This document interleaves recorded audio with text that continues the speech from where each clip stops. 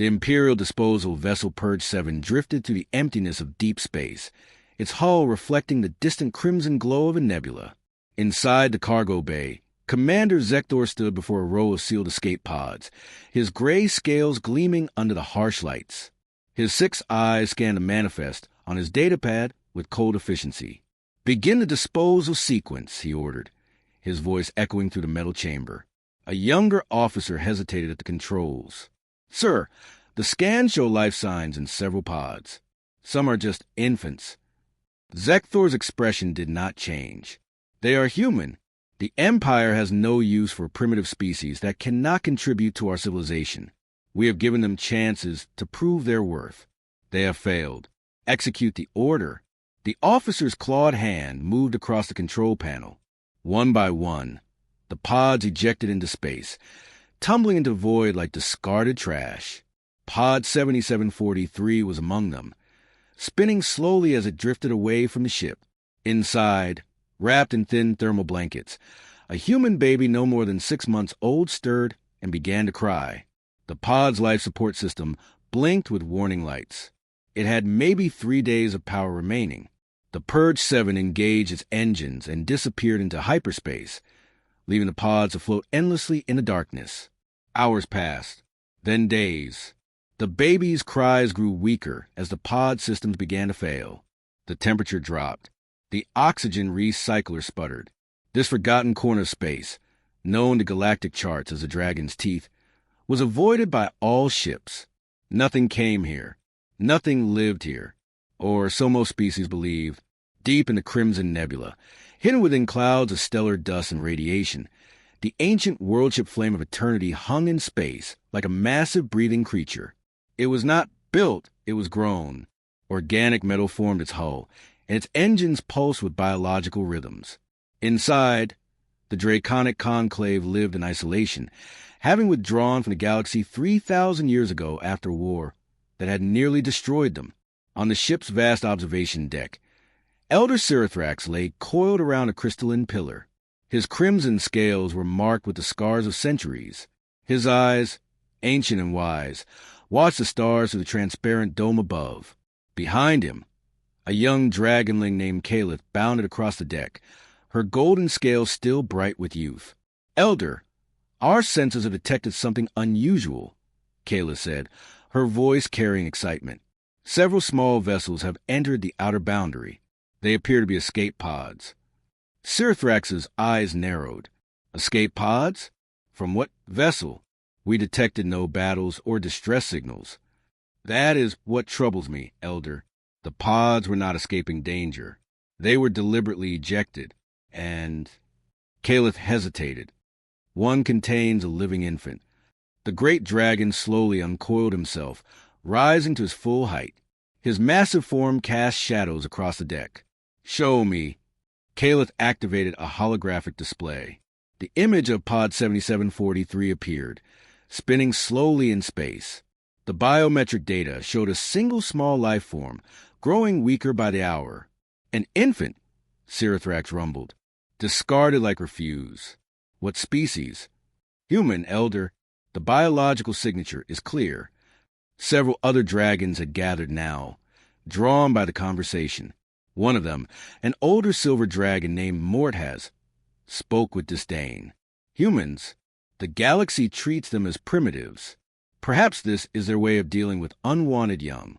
We should not interfere with other species' customs." Kalitha's eyes flashed with anger. "Custom? This is murder. That child has maybe hours left before its systems fail completely. We must retrieve it." "Must we?" Morthaz challenged. "We withdrew from the galaxy to avoid such entanglements. Every time we involve ourselves in the affairs of younger races, we invite complications. Remember why we retreated here in the first place." Sirithrax was silent, his ancient mind weighing centuries of wisdom against the present moment. The dragons had once been guardians of the weak, but that had led to dependence, to wars, to younger species expecting dragons to solve all their problems. The Conclave had decided isolation was better. Yet now, a helpless infant floated in the void, abandoned by its own kind. "Retrieve the pod," Sirithrax finally commanded. Bring it to the medical bay. Mort has hissed in protest. Elder, this sets a dangerous precedent. I have made my decision. Sirathrax's voice carried the weight of absolute authority. No child should die alone in the darkness, abandoned and forgotten. If we cannot show mercy to the helpless, then we have truly lost what once made us great. Kayla did not wait for further debate. She spread her wings and launched herself toward the hangar bay, calling for a recovery team. Within the hour, Pod 7743 was brought aboard the Flame of Eternity. The dragons gathered in the medical bay as the pod was opened with careful precision. Inside, barely breathing, the human infant lay wrapped in his inadequate blankets.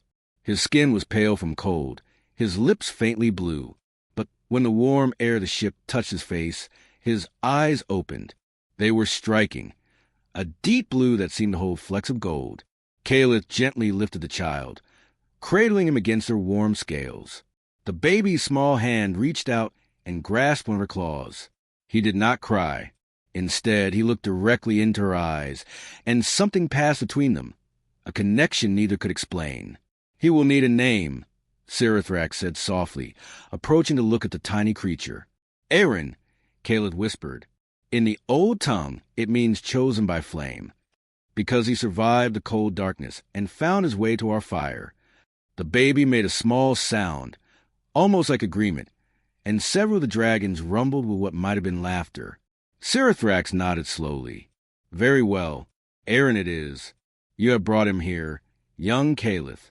Are you prepared for what comes next? Raising a human among dragons will not be simple. Kalith looked down at the infant in her claws, at his trusting eyes and tiny hands still gripping her scale. I am ready, Elder. Let the galaxy have its empire. We will have something they threw away. And perhaps, one day, they will regret their cruelty. The elder dragon gazed at the child for a long moment. Something in those young eyes reminded him of a time when dragons still believed they could make the galaxy better. Perhaps, he thought, this abandoned child might remind them of that purpose again. Welcome to the Flame of Eternity, young Aaron, Sirathrax said. May you grow strong in the warmth of our fire. Outside the world ship, the crimson nebula swirled in an eternal dance, hiding secrets the galaxy would not discover for 20 more years. The Empire's disposal vessel was long gone, its crew never giving a second thought to the pods they had ejected. They could not know that their act of casual cruelty had planted the seeds of something that would one day shake the foundations of their civilization. In the medical bay, dragons who had not cared for young in centuries began preparing formula and temperature-controlled sleeping chambers. Caleb refused to leave Aaron's side, watching over him through that first night as he slept peacefully for the first time since his abandonment. The child who was meant to die alone in the void now slept surrounded by the warmth of dragon fire, cradled by scales instead of his own kind, but loved nonetheless. His story had only just begun. 20 years had passed since the dragons found the abandoned pod. The child who had barely survived the cold void was now a man, standing on the observation deck of the Flame of Eternity, watching stars streak past as the world ship traveled through space. Aaron pressed his palm against the transparent dome, feeling the faint vibration of the ship's living hull. He was tall for a human, with broad shoulders built from years of dragon training. His black hair was tied back in the practical style the dragons had taught him. His eyes, still that striking blue with golden flecks, had seen things no other human had witnessed. He wore armor unlike anything in the known galaxy, forged from dragon alloys that could withstand extreme temperatures and pressure. The metal was dark red, almost matching Sirathrax's scales, with golden accents that honored Kalith. You are troubled again, a voice rumbled behind him. Kalith approached, her golden scales now deeper and richer than they had been in her youth. She had grown into a powerful dragon, respected among the conclave, but at Aaron she was still the one who had held him on that first night. Aaron smiled slightly. I was thinking about the archives. I spent yesterday reading about Earth, about humans, my people. Your people are here, Kayla said gently, but there was understanding in her voice. She had known this day would come. We are your family. I know, and I am grateful, but... Aaron turned to face her. I am the only human who can channel thermal energy through dragon technology. I can survive in environments that would kill any other human. I fight using techniques that took your kind thousands of years to develop, but I cannot breathe fire. I cannot fly with my own wings. I am something in between. Caliph lowered her massive head to his level. You are exactly what you were meant to be. When I found you, Aaron, I saw something in you that the Empire could not see. Potential. Not to become a dragon, but to become the bridge between our kind and yours. Before Aaron could respond, alarms echoed through the ship. Both of them turned as Elder Sirathrax's voice boomed through the communication system. All council members to the command center. Immediately, they ran together through the vast corridors of the world ship. Aaron's boots hitting the organic metal floor in rhythm with Kalitha's clawed footsteps. In the command center, dozens of dragons had gathered around a holographic display. The image showed a small planet, green and blue, with several ships in orbit. A distress signal, Sirathrax explained as they arrived, from a human colony. They call their world New Prosperity. The Galactic Empire has surrounded them. The humans refuse to surrender their land and resources. The Empire is preparing to destroy the colony from orbit. Aaron's heart pounded. He stepped forward, staring at the hologram. He could see the Imperial warships, their weapons charging. On the planet's surface, the scan showed thousands of human life signs. Families, children, people who had done nothing wrong except exist on a world the Empire wanted. We must help them, Aaron said, his voice steady despite the emotions churning inside him.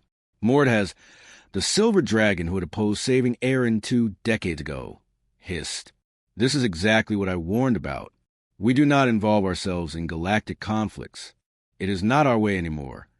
Then what is our way? Aaron challenged, turned to face the elder dragons. To hide? To let others suffer while we have the power to help?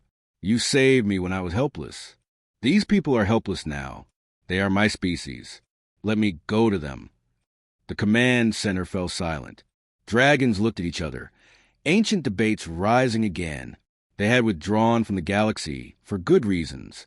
But this young human, who they had raised as their own, was asking them to remember who they once were. Sirathrax studied Aaron for a long moment. If we do this, the galaxy will know we are not as isolated as they believe. The Empire will see it as a threat. This could bring war to our doorstep. Or it could bring hope, Caliph interjected, moving to stand beside Aaron. I will go with him. Let us show the galaxy that dragons still protect the weak, even if we no longer rule. Sirathrax's eyes moved between his young protege and the human they had raised.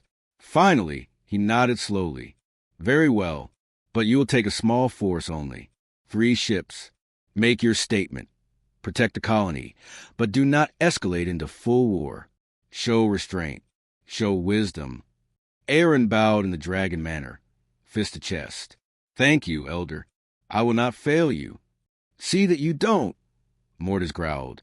Remember, human, you carry our reputation now. The galaxy will judge us by your actions. Within the hour, Aaron stood in the hangar bay, watching as 3 dragon ships prepared for departure. They were smaller than the world ship, but still magnificent. Living vessels that responded to thought and will. Crews of young dragons, excited by the prospect of actually doing something after years of isolation, moved with purpose. Caliph approached him, fully armored for combat. Her golden scales were covered with protective plating, and she carried weapons that hummed with barely contained energy. Are you ready for this? You have trained for 20 years, but this will be your first real battle. Your first time meeting other humans. Aaron checked his own armor systems. The thermal channelers built into his gauntlets glowed softly, ready to convert heat energy into weapons or shields. His helmet, designed to look both human and dragon-like, hung from his belt. I have been ready my whole life. Those people down there, they are me. They are what I would become if you had not found my pod. Abandoned, forgotten, considered worthless by the Empire. You were never worthless, Kayla said firmly. No, but only because you refuse to believe the Empire's lies. Aaron placed his hand on her scaled foreleg, the gesture familiar from 20 years of friendship. Let us go teach the Empire that humans are worth more than they know, and that dragons are not as gone as they think. They boarded the lead ship together. As the hangar doors opened to space, Aaron felt his heart racing with anticipation and fear. Somewhere ahead was a human colony, facing destruction, and for the first time in his life, he would stand among his own kind. The ships launched from the flame of eternity, their engines blazing bright as they jumped to hyperspace. Behind them, Sirathrax watched from the observation deck, his ancient eyes troubled but also filled with something he had not felt in centuries. Hope. The abandoned child was returning to the galaxy that had thrown him away, and he was no longer helpless. He carried the strength of dragons and the heart of humanity. The Empire had created their own enemy the day they decided Aaron's life had no value. Now they would learn the cost of that mistake. The journey to new prosperity took 6 hours.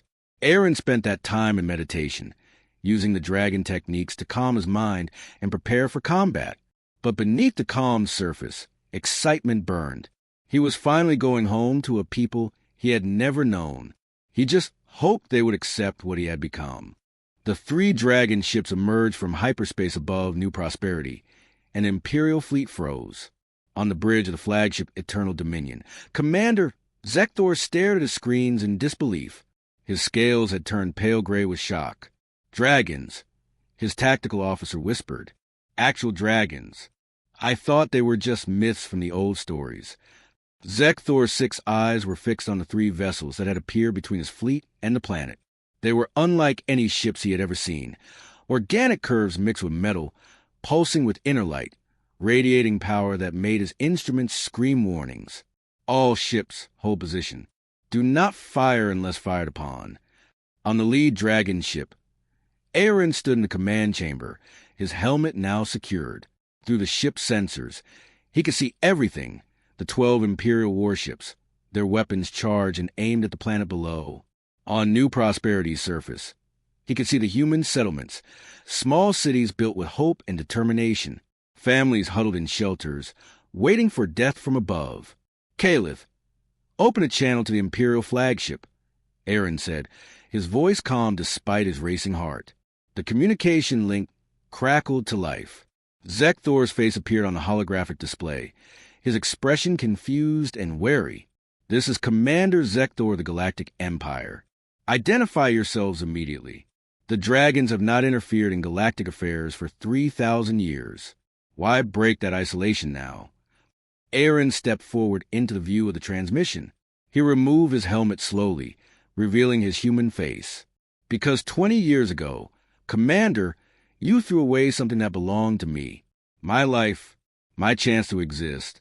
You discarded me in Pod 7743, along with others you considered worthless. The dragons disagree with your assessment. Zekthor's eyes widened in recognition and horror.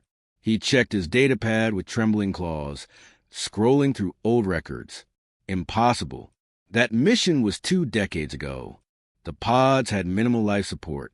Nothing could have survived. I survived because I was found, raised, trained. Aaron's voice was cold and hard.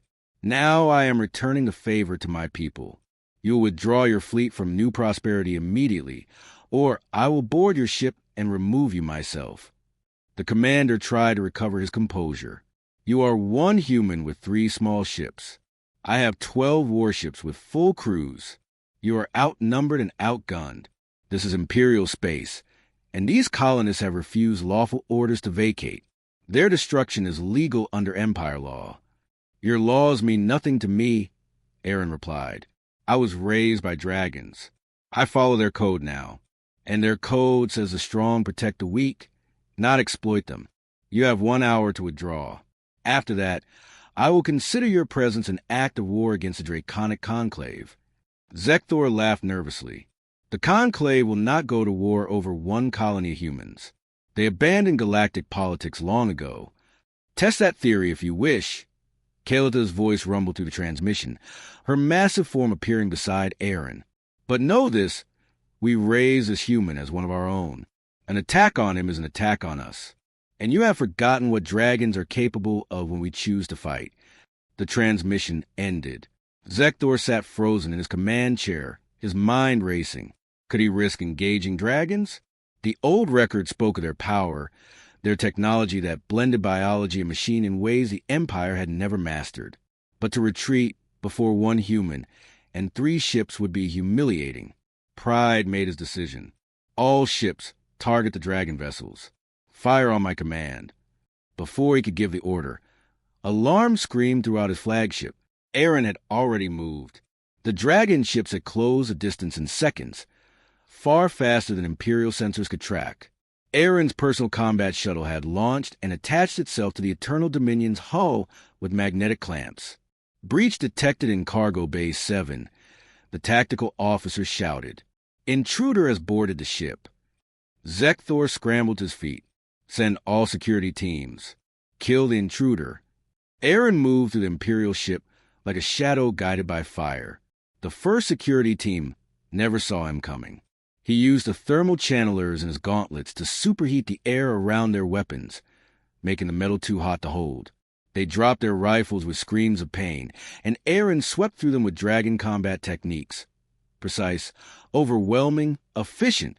He left them alive but unconscious. The second team tried to ambush him at a corridor junction.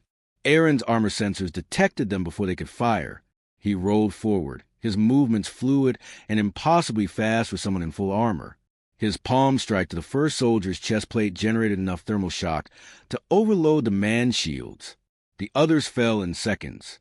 Dragon training had taught him patience and perfect timing. Human adaptability made him unpredictable. The combination was devastating. Zekthor watched through security cameras as a single human dismantled his best soldiers. The intruder moved with grace that seemed impossible, using technology that bent the laws of physics. Thermal energy became shields, became weapons, became tools. And behind every technique was centuries of dragon knowledge, compressed into 20 years of intense training. He is heading for the bridge, the tactical officer said, his voice shaking. Should we evacuate? Before Zekthor could answer, the bridge doors exploded inward with superheated force. Aaron walked through the smoke, his armor glowing with residual heat. He held no weapon in his hands. He did not need one. The thermal energy he commanded made him a weapon. I gave you an hour, Aaron said quietly. You chose to waste it. Now, Commander, you'll order your fleet to withdraw, or I will disable every critical system on this ship, while my dragon companions do the same to your other vessels. This is not a negotiation. This is mercy. Something you did not show me 20 years ago. Zekthor looked into those blue eyes with gold flecks and saw something that terrified him. This was not just a human anymore. This was something new, something the Empire had created to their own cruelty, and the dragons had refined through their wisdom. All ships. Zekthor spoke into his communicator, his voice defeated. Withdraw from New Prosperity. Full retreat. Immediate execution. A wise choice, Aaron said. He turned and walked back to the damaged bridge doors, leaving the commander alive but humiliated. Minutes later, Aaron's shuttle detached from a flagship and returned to the dragon ships. The Imperial fleet retreated into hyperspace. Their mission failed.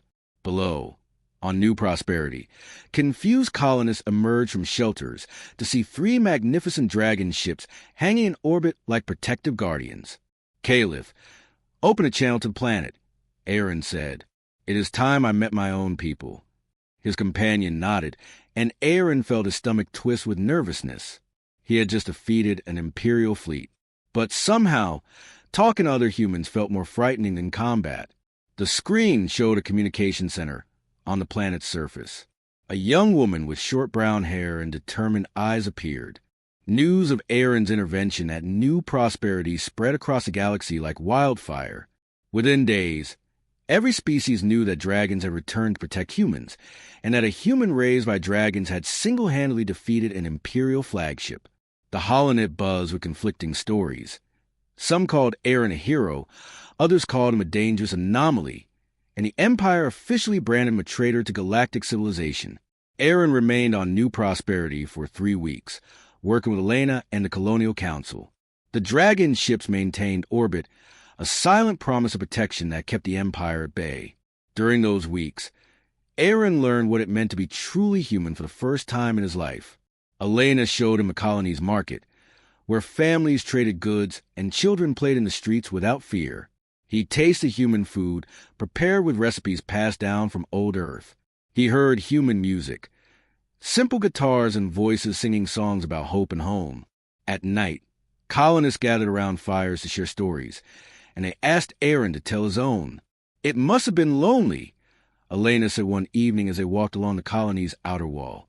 The twin moons of New Prosperity cast silver light across the landscape, growing up as the only human among dragons. Aaron considered this. I never thought of it as lonely. Caliph was always there. Sirithrax taught me wisdom. The other dragons accepted me, mostly. But yes, there were moments when I knew I was different, when they would fly together, and I could only watch, when they spoke of ancestral memories that stretched back thousands of years, and I had none to share. And now, being here with us, Elena asked, her eyes reflecting the moonlight. Now I feel like I am standing between two worlds, Aaron admitted. The dragons gave me strength, discipline, and purpose. But your people, you remind me of something the dragons cannot teach. Joy in small things. Hope despite impossible odds. The ability to build something beautiful, even when the universe seems cruel. Elena smiled. You are more human than you think, Aaron. That hope you see in us, you have it too. Otherwise, you would not have come to save us. Their hands brushed together, and neither pulled away. But the peaceful weeks could not last forever. One morning, alarms sounded across the colony. Kalitha's voice came through Aaron's communicator, urgent and sharp. Aaron, return to the ship immediately. The Empire has assembled a massive fleet. They are coming here, not just to take the colony, to eliminate you and punish us for interfering. Aaron ran to the landing pad where his shuttle waited. Elena ran beside him, her face pale with fear. How many ships? She asked. Sensors show 47 warships, Caliph reported, including 3 dreadnoughts. They mean to make an example of us. Elena grabbed Aaron's arm as he reached his shuttle. You should leave. Take your dragons and go. The Empire wants you, not us. If you leave, maybe they'll show mercy. Aaron looked at her with fierce determination. The Empire shows no mercy. I learned that when they threw me away as an infant. Besides, do you really think I would abandon you now? That the dragons would run from a fight when people we care about are in danger? You care about us? Elena whispered. I care about you, Aaron said, and before he could stop himself, he pulled her close and kissed her. For a moment, the approaching fleet, the danger, and the impossible odds all faded away. There was only warmth and connection, and the feeling of two people who had found something unexpected. Then reality crashed back. Aaron pulled away reluctantly. I have to go. But I promise you, Elena, the Empire will not take this world. Not while I still breathe. He launched his shuttle toward the dragon ships, his mind already shifting to combat mode. On the lead ship, Caliph waited with the War Council. Young dragons were eager for battle, but Aaron could see the concern in Calitha's eyes. This is different from before, she said quietly. Before, we faced a small fleet that was unprepared. Now they come ready for war. 3 dreadnoughts, Aaron, each one capable of destroying a planet. Then we make sure they never get the chance to fire, Aaron replied. He activated the holographic display, showing the approaching Imperial fleet. His mind, trained by dragons to think in terms of centuries but act in milliseconds, began analyzing the tactical situation. They expect us to defend the planet. Aaron explained to the assembled dragons. They will try to draw us into a direct engagement where their numbers give them advantage. So we do not defend. We attack. An older dragon named Thexus rumbled his approval. The hatchling thinks like a proper dragon. Surprise them before they can coordinate their assault. But 3 ships against 47? Even with our technology, those odds are difficult. Aaron smiled, and there was something predatory in that expression. Something very dragon-like. They are not counting on dragon technology combined with human adaptability. Dragons think long-term, which makes you patient and strategic. Humans think short-term, which makes us creative and unpredictable. Together, we become something neither species can match alone. He outlined his plan. The dragons would use their ability to interface directly with their living ships, coordinating attacks with perfect precision. But instead of the traditional dragon tactics of overwhelming force and direct assault, they would use human guerrilla strategies, hit and run misdirection, exploiting chaos. "We make them afraid," Aaron said. "We make them see dragons in every shadow. We make them doubt their numbers, their weapons, their mission. And then, when they're confused and scattered, we strike at their command ships." Kalitha's eyes blazed with excitement. "This is why we saved you, Aaron. You bring something new to the galaxy. Something neither human nor dragon, but both." The Imperial fleet arrived in system 6 hours later. The massive dreadnoughts emerged from hyperspace first, their weapons already charging. Behind them came cruisers, destroyers, and fighter carriers. The fleet commander, Admiral Krethnor, broadcast a message to the planet and the dragon ships. "By order of the Galactic Empire, the colony of New Prosperity is hereby dissolved. The rogue human known as Aaron is wanted for crimes against the Empire. The dragons harboring him will surrender him immediately or face total war. You have 1 hour to comply." On the lead dragon ship, Aaron put on his helmet and checked his armor systems one final time. Around him, dragon warriors prepared for battle with calm efficiency. They did not fear death. They had lived too long to fear anything. But they fought because it was right, and because the young human they had raised as their own now stood among them, ready to defend the innocent. "Caliph," Aaron said softly, "if this goes wrong, if I fall—" "You will not fall," Caliph interrupted firmly. "We did not save you from a void just to lose you to the Empire's arrogance. Besides, you have someone worth fighting for down on that planet. I saw how you looked at her." Aaron felt heat rise to his cheeks. "Is it that obvious?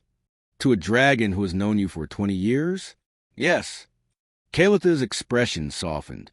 "Fight well, my brother. Show them what happens when they abandon something precious, and it finds its way home stronger than they ever imagined." The hour expired. Admiral Krethnor gave the order to attack, confident in his overwhelming force.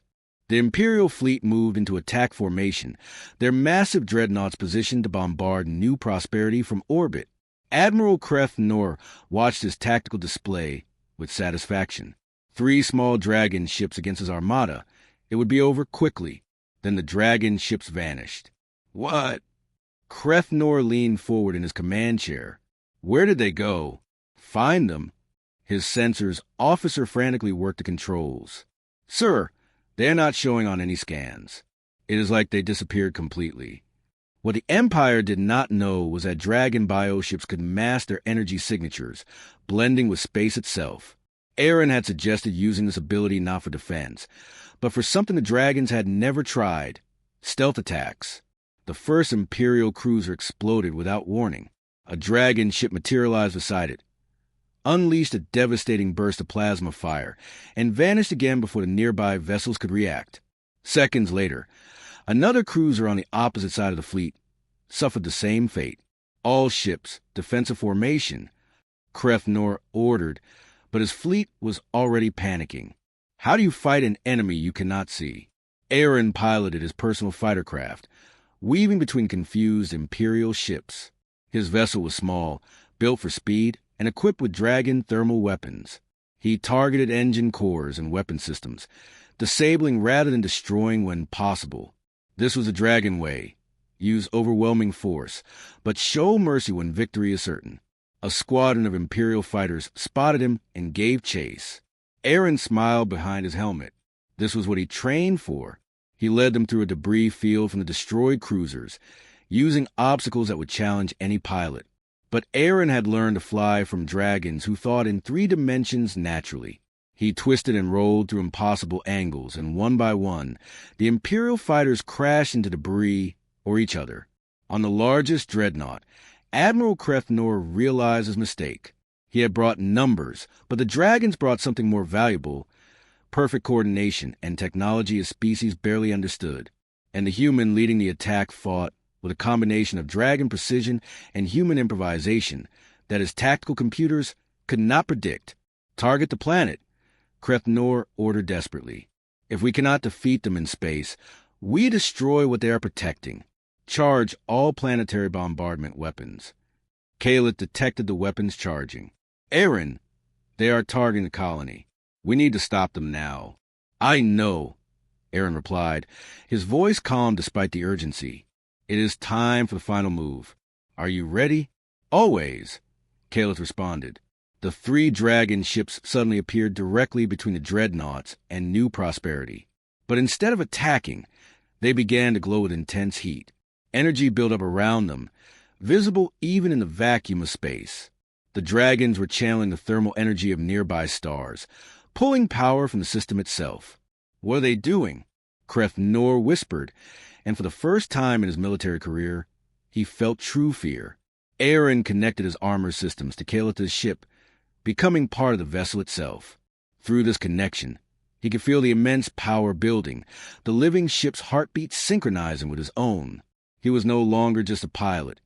He was part of the dragon, and the dragon was part of him. Fire, Aaron commanded. The 3 ships released their stored energy simultaneously. Beams of pure thermal plasma shot forward, not at the dreadnoughts themselves, but at the space between the Imperial fleet and the planet.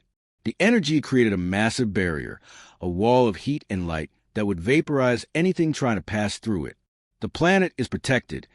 Aaron broadcast to the Imperial fleet.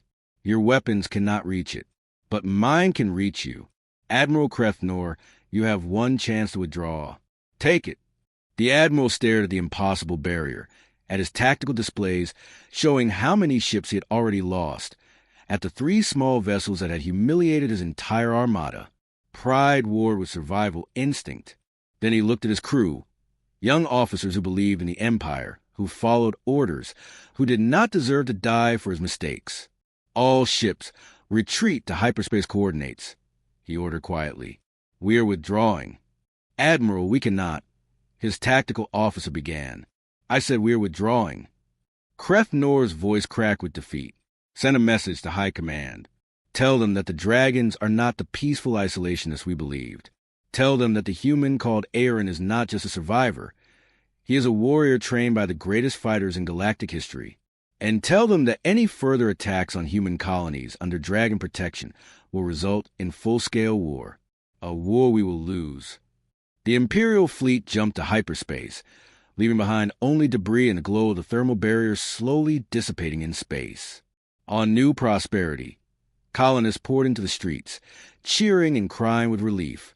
Elena stood at the landing pad as Aaron's shuttle descended. When he emerged, removing his helmet, she ran to him and threw her arms around him without hesitation. You did it, she whispered. You actually did it. We did it, Aaron corrected, holding her close. Your people's courage gave me something to fight for. The dragon's training gave me the tools. But hope, human hope, that is what won this battle. Caliph landed her massive form nearby, her golden scales reflecting the afternoon sun. The Empire will not forget this day. They will tell stories about what happened here. Some will call you a hero, others a threat. But all will know that humans are no longer alone in the galaxy. Over the following weeks, something remarkable happened.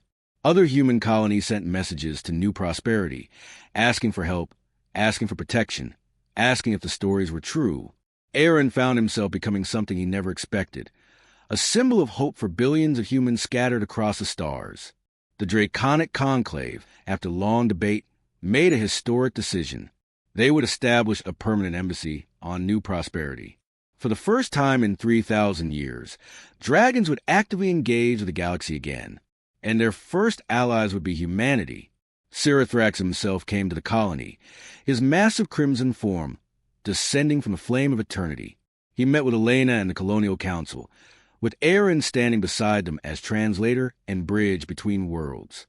We saved one human child because it was right, Sirathrax told the assembled colonists. We did not know he would grow to remind us of who we once were. Warriors, yes, but also protectors. Aaron has shown us that isolation is not wisdom, it is fear, and dragons do not live in fear. Elena stepped forward boldly, addressing the ancient dragon directly. What happens now? The Empire will not forget this defeat. They will return stronger, angrier. We are grateful for your protection, but we cannot rely on dragons forever. We must learn to protect ourselves." Sirathrax's eyes gleamed with approval, spoken like a true leader. "This is why humans are worth saving. You do not seek to be coddled or ruled. You seek to grow stronger." He looked at Aaron. "I propose a partnership. Dragons will share our knowledge, our technology, our training methods. Humans will share your adaptability, your creativity, your different perspective. Together, we create something new, a galactic coalition of free worlds, where the strong protect the weak, and all species are judged by their actions, not their appearance or origin." "And who would lead such a coalition?" a colonist asked. Sirathrax and Elena both looked at Aaron. He felt the weight of their expectations, the hopes of two species resting on his shoulders. The abandoned infant, the dragon-raised human, the warrior who stood between worlds. "I am not ready to lead," Aaron admitted honestly, "but I am willing to learn." With Elena representing humanity and Caleb representing dragons, perhaps we three can be the foundation, co-ambassadors, partners, showing the galaxy that different species can work together as equals. Caleb rumbled her agreement. "The human hatchling has grown wise. I accept this role." Elena took Aaron's hand. "As do I. For new prosperity and for all the colonies that need hope." In the months that followed, the first human dragon embassy was built on new prosperity. It became a place where both species learned from each other. Young humans trained in dragon combat techniques. Dragons studied human art, music, and philosophy. And slowly, carefully, other species began to take notice. The Galactic Empire, humiliated but not destroyed, grudgingly recognized the new coalition. They had no choice. The threat of dragon intervention kept them from attacking human colonies openly. Some imperial officials even began to question their own prejudices. If humans could be trained by dragons, could earn their respect, perhaps they were not as primitive as the Empire claimed. One evening, Aaron stood on the embassy balcony with Elena, watching the sunset paint the sky in shades of gold and crimson, colors that reminded him of Caleb and Sirathrax. Behind them, in the embassy halls, dragons and humans worked side by side, planning a future neither species had imagined possible. "Do you ever think about that, Pod?" Elena asked softly. "About what your life would have been if the Empire's plan had succeeded?" Aaron pulled her close. "Sometimes. But then I realized that cruelty sometimes plants seeds that grow into something beautiful. The Empire tried to throw me away because they saw no value in human life. Instead, they created the very thing that would prove them wrong. A human who carries dragon fire in his heart and human hope in his soul." "And what comes next?" Elena asked. Aaron smiled, looking up at the stars where the flame of eternity orbited peacefully. "Next, we show the galaxy that the strong should lift up the weak, not crush them. We prove that different species can be family. We build something better than what came before." Far away, in the cold void where Pod 7743 had once drifted, space was empty and silent. But the ripples from that moment, when dragons chose mercy over indifference, continued to spread across the galaxy, changing everything they touched. The abandoned child had become a bridge between worlds. The galaxy would never be the same. And in the darkness between stars, no more children drifted alone and forgotten, because now the dragons were watching. And beside them stood humans, ready to protect their own, guided by the example of one man who had been thrown away and returned as something magnificent. The flame had risen, and it would never be extinguished again.